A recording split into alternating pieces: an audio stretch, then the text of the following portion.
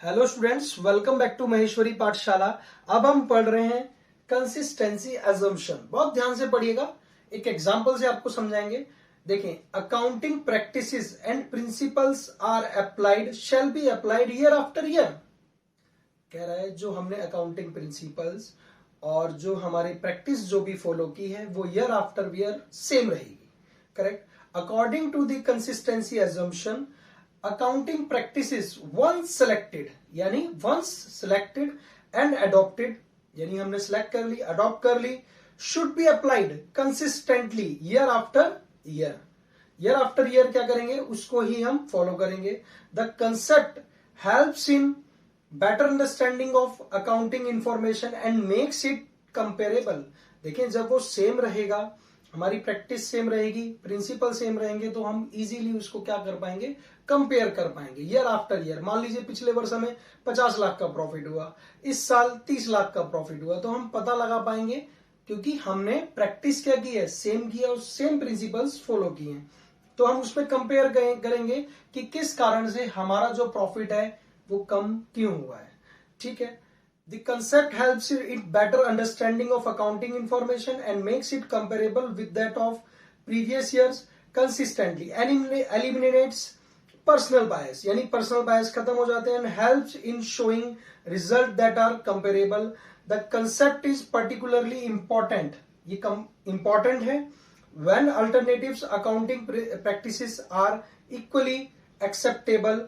For example, two methods of charging depreciation, दो तरीके के मेथड है डेप्रिसिएशन चार्ज करने के।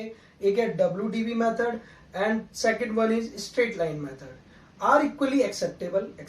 चले, अब हम ध्यान से पढ़ेंगे, एक एग्जाम्पल से समझेंगे। मान लीजिए 50,000 रुपए की मैंने मशीनरी खरीदी है। करेक्ट। वो खरीदी है 1 अप्रैल 2010 में। करेक्ट। अब मैंने क्या किया, जो स्ट्रेट लाइन मेथड फॉलो कर रहा हूं यानी SLM फॉलो कर रहा हूं। करेक्ट।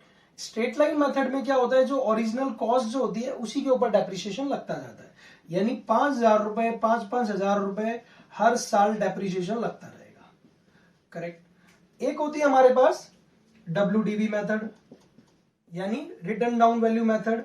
उसमें मैंने इसको ही मान लेते हैं कि 50,000 की मशीनरी खरीदी थी। इसमें क्या होता है, जो बैलेंसिंग होता है उसके ऊपर डेप्रिसिएशन चार्ज होता है। जैसे मान लीजिए 5,000 लग गया, यानी 10% लगा रहे हैं, एवरी ईयर क्या लगा रहे हैं हम, 10% चार्ज कर रहे हैं। तो 50,000 पे 5,000 लगाया तो 45,000 बच गया। फिर नेक्स्ट ईयर लगेगा तो किस पे लग रहा है, अब यहां डेप्रिसिएशन जो वैल्यू बचेगी उसके ऊपर लगेगा।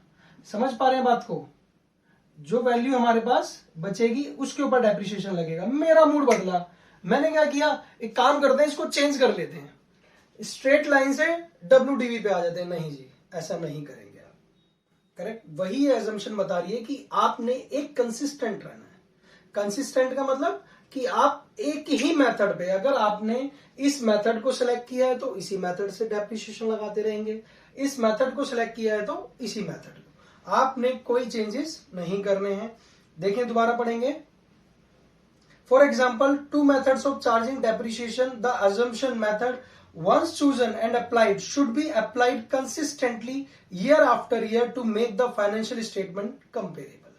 करेक्ट। मैंने क्या बताया, एक बार हमने SLM सिलेक्ट कर लिया, इसी से डेप्रिसिएशन लगा रहे थे, अब मन कर रहा है जी WDV, नहीं जी। ठीक है, वन टाइम आपने सिलेक्ट कर लीजिए कौन सा, किस मेथड से आपने चलना है, जब तो कंसिस्टेंसी बनेगी। कंसिस्टेंसी का मीन्स SLM लगाते जा रहे हैं तो SLM ही लगा रहे हैं। The accounting practice may be changed if the law और अकाउंटिंग स्टैंडर्ड रिक्वायर्स इट। देखिए, अकाउंटिंग प्रैक्टिस को हम चेंज कर सकते हैं अगर उसका लॉ अगर आ जाए, नया लॉ आ जाए। ठीक है, जैसे पहले कंपनी लॉ दूसरा चलता था, 2013 आ गया तो उसको फॉलो करते हैं। वो कह रहा है कि अगर ऐसा होता है, अकाउंटिंग स्टैंडर्ड्स चेंज होते हैं और कोई लॉ में परिवर्तन होता है, रिक्वायर्स इट, और the change will result in more meaningful presentation. और अगर कोई चेंजेस होते हैं तो जब हम चेंज कर सकते हैं, अदरवाइज हमें क्या है, कंसिस्टेंसी से ही चलना है। Thank you so much for watching this video. अरे यार, सब्सक्राइब तो कर दिया करो, पूरी वीडियो देख के निकल जाते हो, सब्सक्राइब यार। Thank you so much for watching this video. Thank you.